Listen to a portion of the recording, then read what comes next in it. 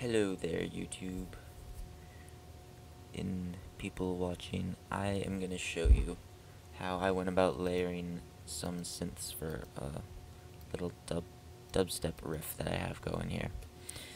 I sort of got this idea from Big Chocolate, otherwise known as Cam Everyday.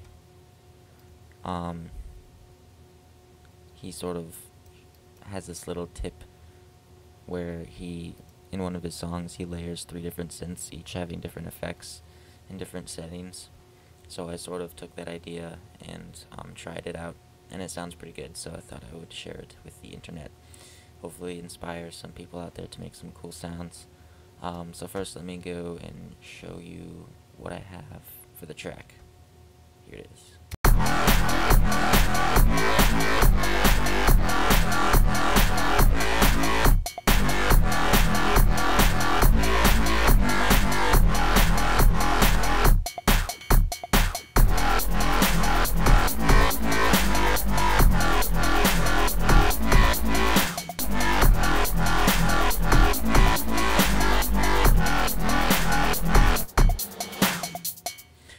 Alright, so the drums really aren't that good, and they're not that developed yet. There's no real build or drop of any kind. It's just sort of like a 2-step to half-step sort of thing. But yeah, so let me show you how I went about doing this. So what you have to do essentially is you have to start with a good synth sound and then branch off from there. So let me show you the sound that I started with, which is just this.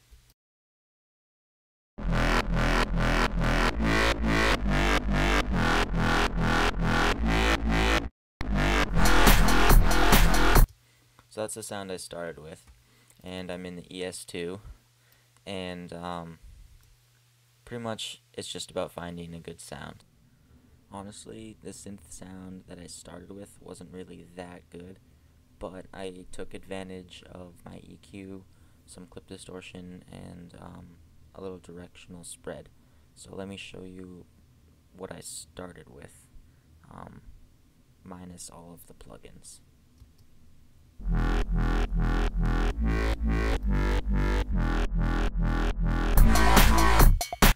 I mean, it's pretty good, but I needed to add little like size to the sound, little oomph.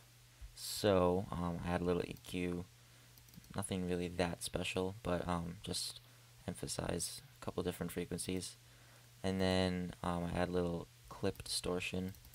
And when I wrote this synth, I opened up the clip distortion. It was the first time I had used it. Honestly, I haven't been using Logic that long, so I just played around with the settings till I got a sound that I was looking for. And if it looks a little overwhelming, it did to me like half an hour ago when I first opened it. But I just played around with it and got a cool sound that I wanted. So this is it, the sound without the distortion. This is it with. So you can see how it sort of beefs up the sound. And then this is sort of like a stereo spread thing.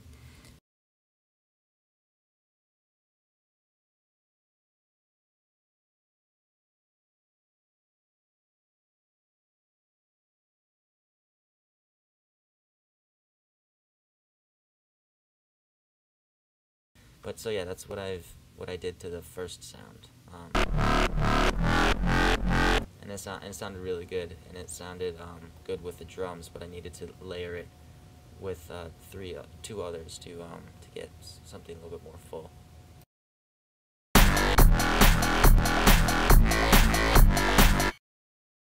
So what I did with the second one is I pretty much made the same synth, except I changed the EQ a little bit and I added a phaser. So, adding some sort of phase to one of them isn't really noticeable when it's with 2 other synths, but what it does is it like adds extra power to the sound that you're looking for. So by itself it sounds a little bit weird, so you can hear it.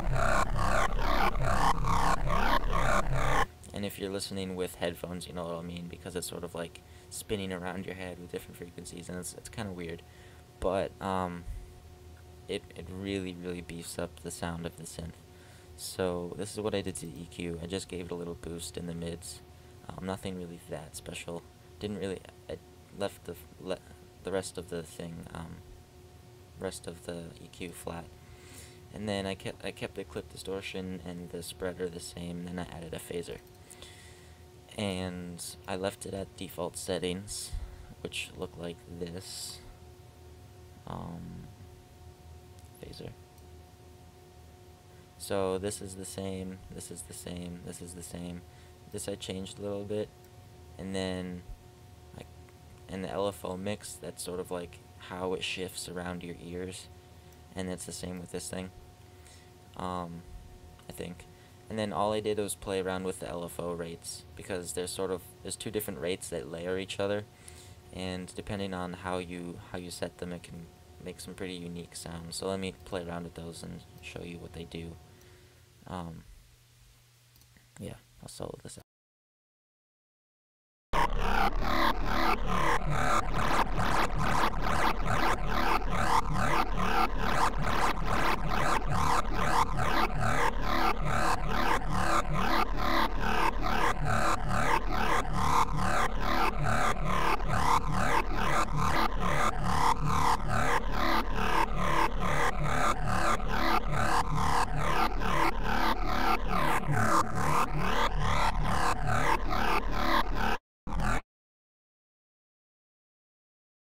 So it's really up to you how you want to play around with this.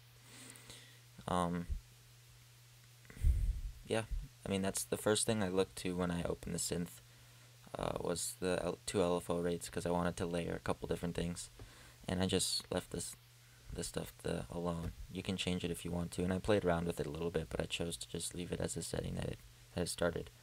So that's that. And remember the EQ shift.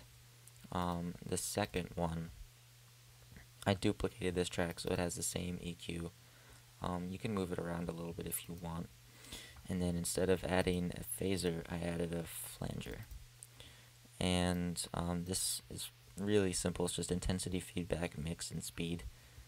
Nothing really that crazy. So I started with this. Oops.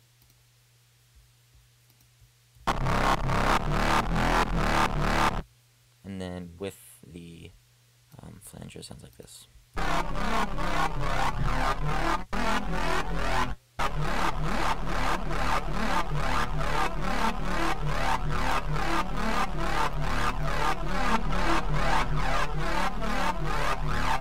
So that's what that is, and then sort of by themselves they don't really sound that cool, but once you start layering one over the other, it makes the sound much more powerful. It gives it a lot more depth, and it's not just a simple single dubstep bass. It's layered with many more complex sounds. So these are the two phaser sounds put together, or phaser and flanger sounds put together, so you can hear them.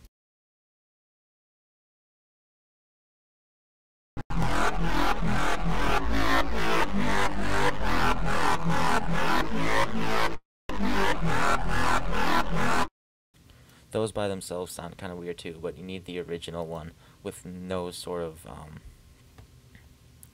shift to it, except obviously the filter. And then all three, to hear them again, this is what they sound like.